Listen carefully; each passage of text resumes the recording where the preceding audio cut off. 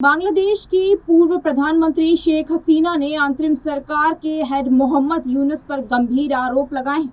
हसीना का कहना है कि आतंकियों के समर्थन से चल रही यूनुस की अंतरिम सरकार में अपराध बढ़ रहे हैं और हिंसा आम बात हो गई है।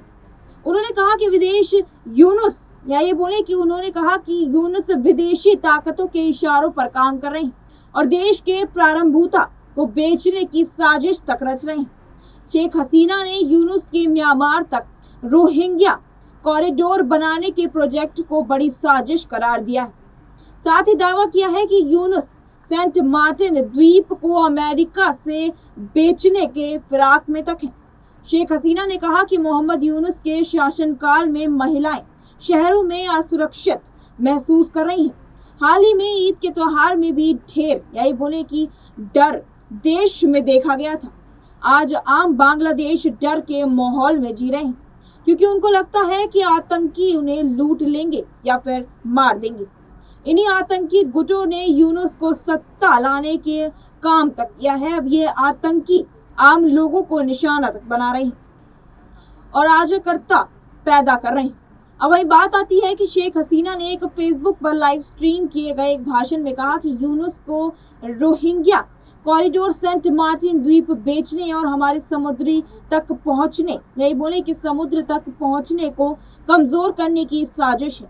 उन्होंने ये भी कहा कि अगर उन्होंने अमेरिका को बांग्लादेश क्षेत्र के अंदर एक एयरबेस बनाने की अनुमति दी है तो शायद उनको सत्ता में नहीं हटना पड़ता। अब वही बात आती है कि हसीना ने यूनुस के अगले साल अप्रैल तक चुनाव कराने के वादे को भी एक मजाक तक कह दिया। शेख हसीना ने ये भी कहा कि उनकी पार्टी आवामी लीग के सदस्यों को दिन दहाड़े बेरहमी से मार डाला जाता है और यूनुस बांग्लादेश नागरिकों की रक्षा करने में विफल रहे। यूनुस की सरकार में बांग्लादेश ने गारमेंट नार्तिक के रूप में अपनी उपस्थिति की स्थिति तक खो दी है। यूनुस भ्रष्टाचार को बढ़ावा देते अपनी तिजोरी भरने में लगे हुए हैं। वे आम लोगों के लिए काम नहीं कर रही। हसीना ने अपनी राजनीतिक पार्टी आवामी लीग पर प्रतिबंध लगाने के लिए यूनुस की कड़ी आलोचना तक की है। उन्होंने कहा कि हमारे बंगाली राष्ट्र के संविधान की धज्जियां उड़ाई जा रही है।